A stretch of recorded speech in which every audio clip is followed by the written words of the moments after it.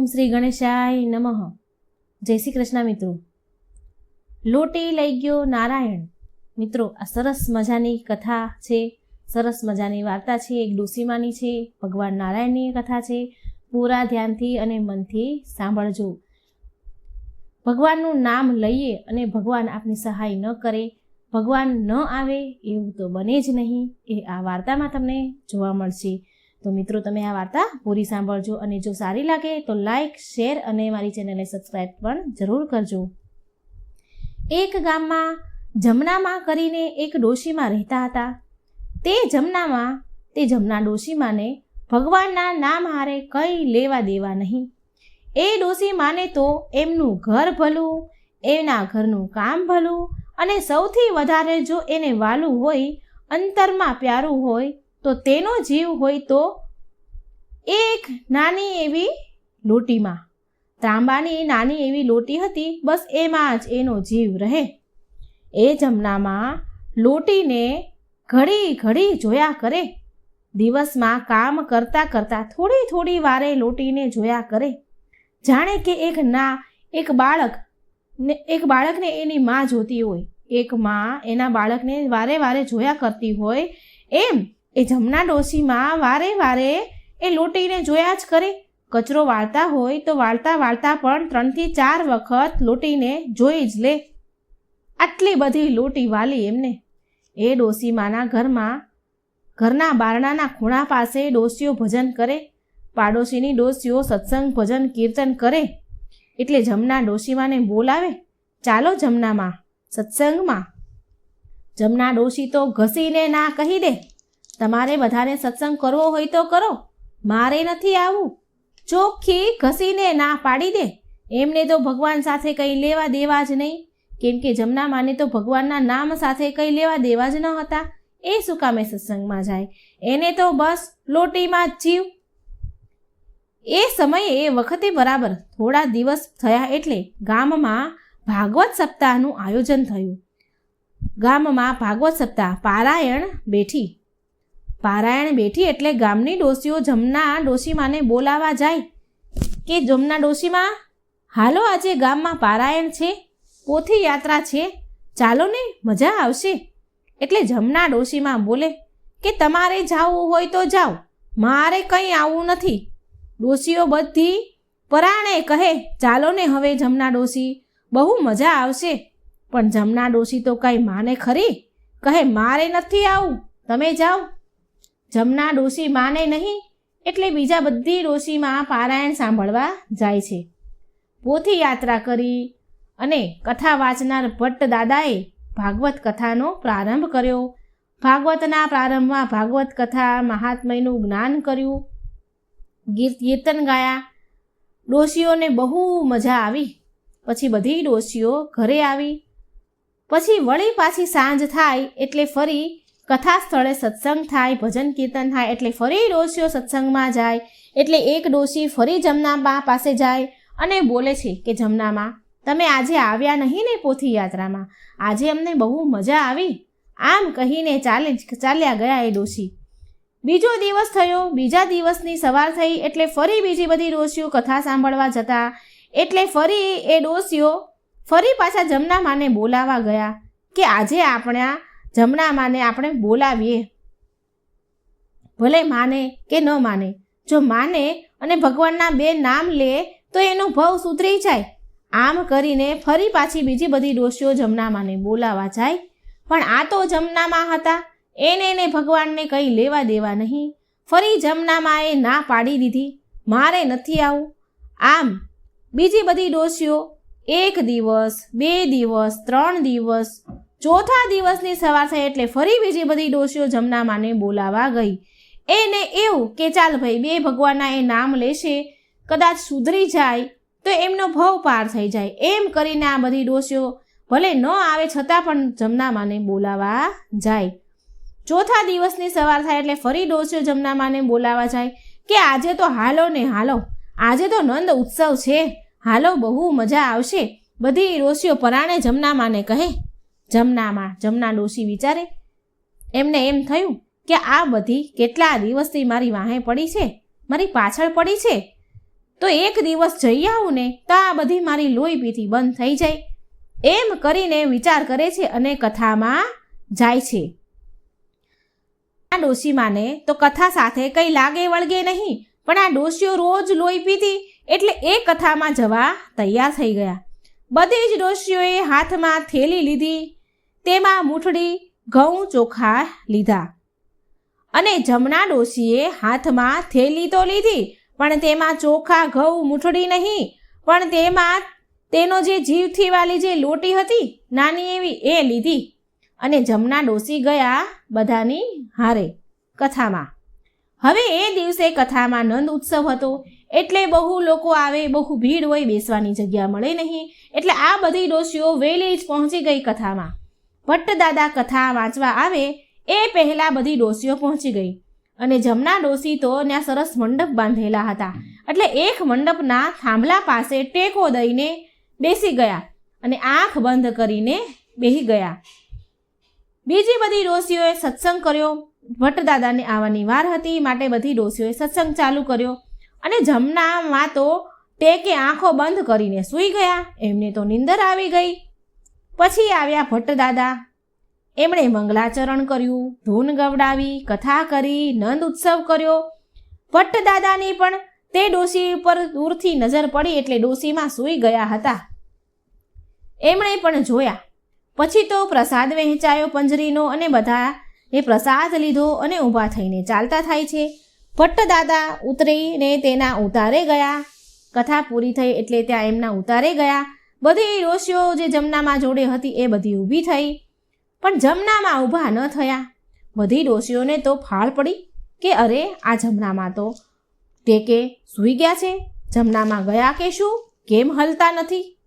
એટલે ડોશીઓએ હાથ બાવડું પકડી અને ઉઠાડ્યા અને ઊભા થાવ કે કથા પૂરી થઈ ગઈ. જમનામાં કહે કે કથા પૂરી થઈ ગઈ.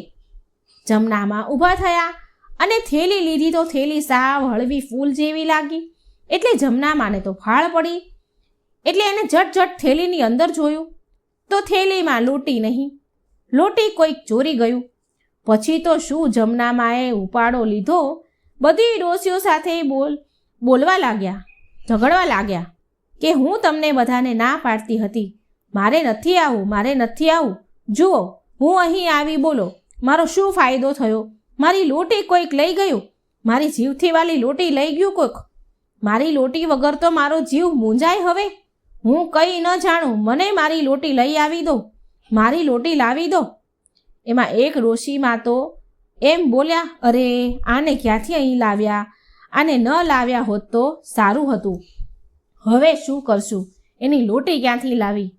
કથામાં ઘણા લોકોને પૂછ્યું બધી ડોશીઓએ કે તમે કોઈએ લોટી જોઈ, કોઈ લોટી લઈ ગયું, ત્રાંબાની નાની એવી લોટી હતી, લોટી ખોવાઈ ગઈ છે, તમે કોઈએ જોઈ? પણ કોઈ હા ન પાડે. તો એક ડોશીમાં બોલ્યા કે એક કામ કરીએ કે પેલી કથા વાંચતા ભટ્ટદાદાને પૂછીએ, એને કદાચ કોઈકને લોટી લઈ જતા જોયા હશે.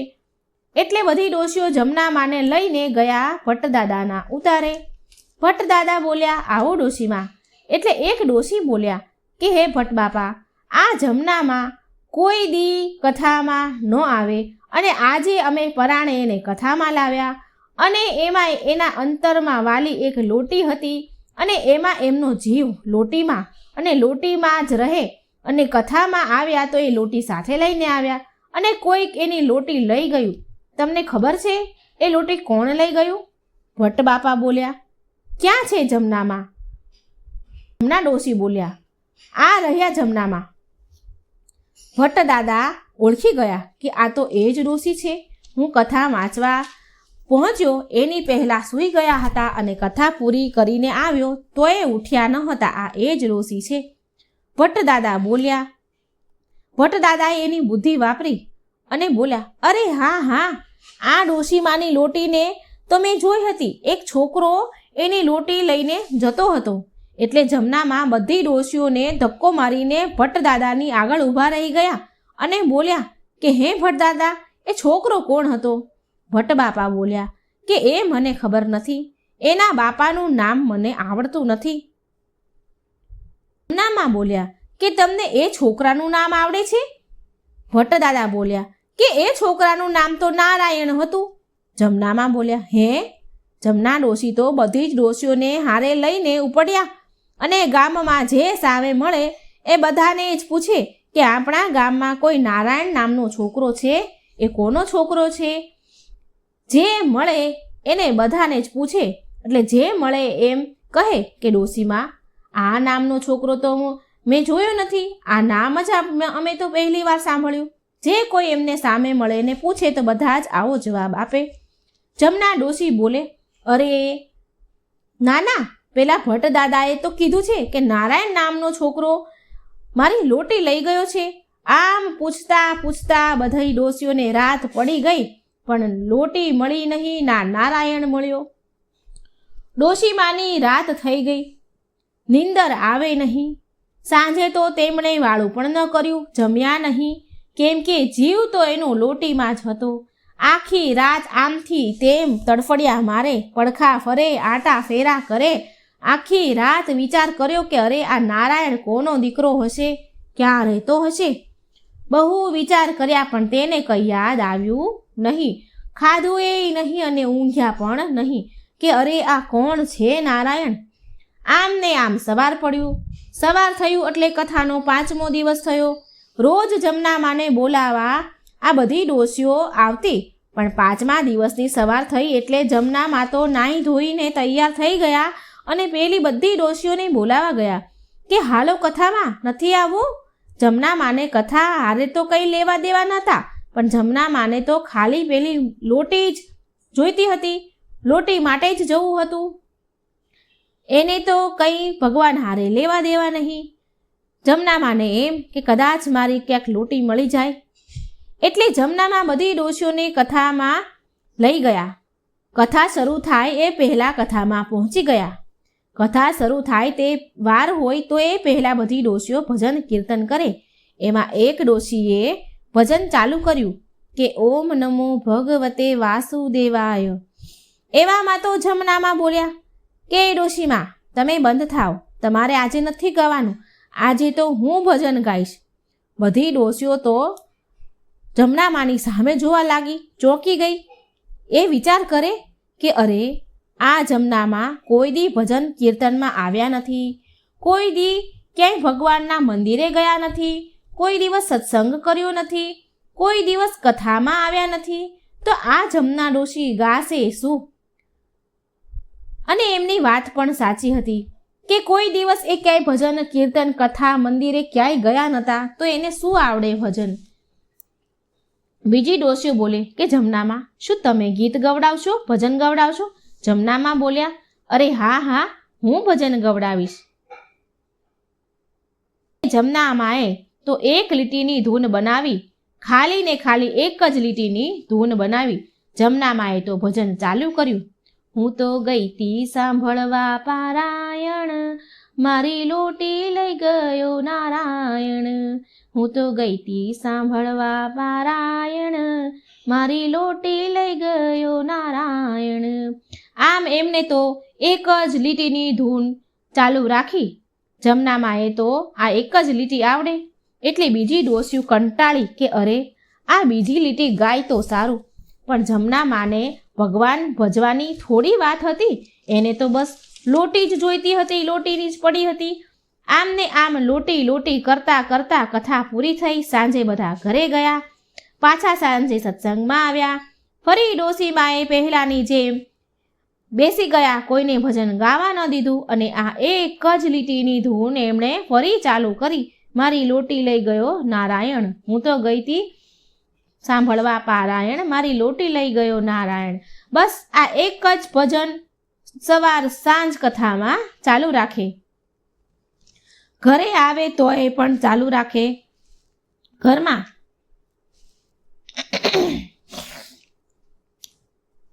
કચરો વાળે તો પણ આ જ ચાલુ રાખે. મારી લોટી લઈ ગયો નારાયણ, મારી લોટી લઈ ગયો નારાયણ. આ કચરા વાળતા વાળતા સવાર સાંજ સૂતા બેસતા ખાતા પીતા એક જ ચાલુ રાખે. હવે તો શેરીઓના છોકરાને પણ આ જમનામાનું ગીત આવડી ગયું અને જમનામાને ચીડવવા લાગ્યા. ડોશીમાં જ્યારે શેરીમાં નીકળે તો છોકરાઓ પણ આ ગાવા લાગે કે હું તો ગઈ તી સાંભળવા પારાયણ, મારી લોટી લઈ ગયો નારાયણ.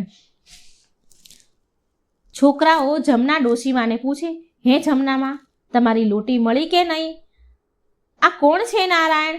જમનામાં બોલે, ના ના, નથી મળી. ઉદાસ ચહેરે બોલે, છોકરાઓ તમને ખબર છે કોણ છે આ નારાયણ? છોકરાઓ બોલે, ના ના જમનામાં, આ નારાયણ નામનો તો કોઈ દી છોકરો અમારી સાથે રમવા આવ્યો નથી અને અમે જોયો પણ નથી. હવે આમ કરતાં કરતાં કથાના સાત દિવસ થયા. 7મો દિવસ હતો અને લોટીના ખોવાયાના 3 દિવસમાં તો આખાય ગામમાં લોટીને નારાયણ થવા લાગ્યું. ગામમાં જ્યાં જુઓ, જ્યાં સાંભળો, કૂવે, નદીએ, બધે જ્યાં સાંભળો ત્યાં લોટી અને નારાયણ જ સંભળાય. ગામમાં ગમે ત્યાં જાઓ, ગમે ત્યાં ઊભા રહો, બધા આ જ વાતું કરે કે પેલા જમનામાંની લોટી મળી કે નહીં. આ બાજુ વૈકુંઠમાં ઉપર ભગવાન લક્ષ્મી નારાયણ, માં લક્ષ્મી અને ભગવાન વિષ્ણુ જુએ છે બધું. એટલે લક્ષ્મીજી બોલ્યા કે આમ તો જુઓ ખરા સ્વામી, તમે આમ જુઓ પ્રભુ. બધે લોટી નારાયણ થવા લાગ્યું. પેલા ભટ્ટ દાદાએ તમારું નામ આપ્યું ત્યારનું આખા ગામમાં નારાયણ થાય છે.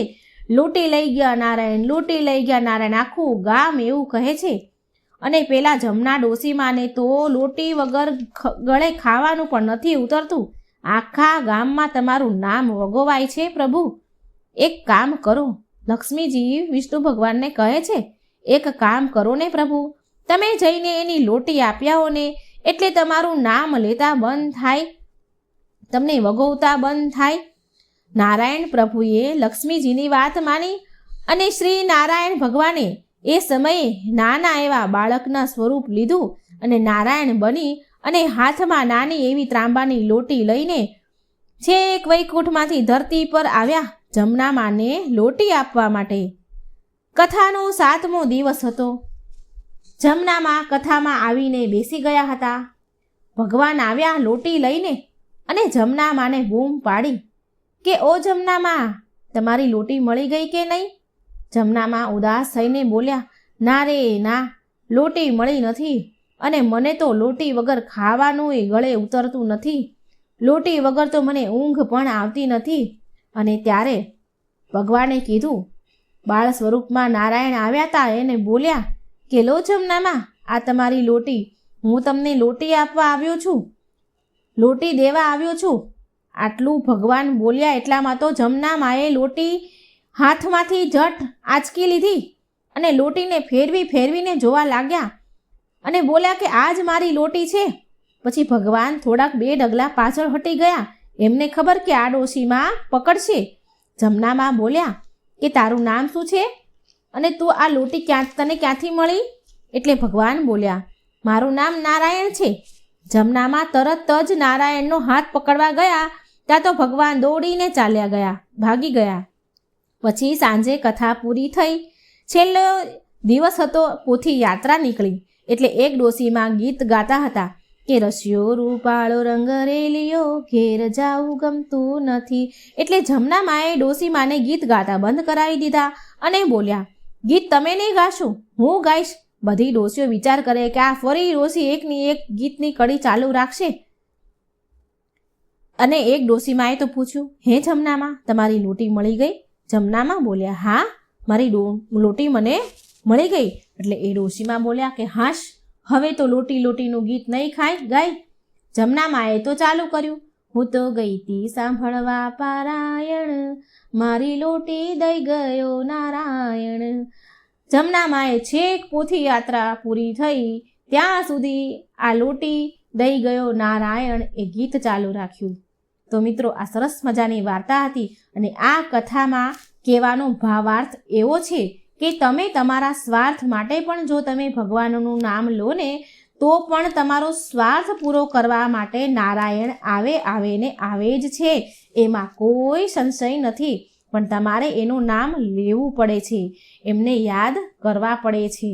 તો મિત્રો, જો તમને આ વાર્તા સારી લાગે તો લાઈક કરજો, શેર કરજો અને મારી ચેનલમાં જો નવા હોય તો સબસ્ક્રાઈબ જરૂર કરજો. કમેન્ટ બોક્સમાં શ્રી લક્ષ્મી નારાયણનું નામ જરૂર લખજો.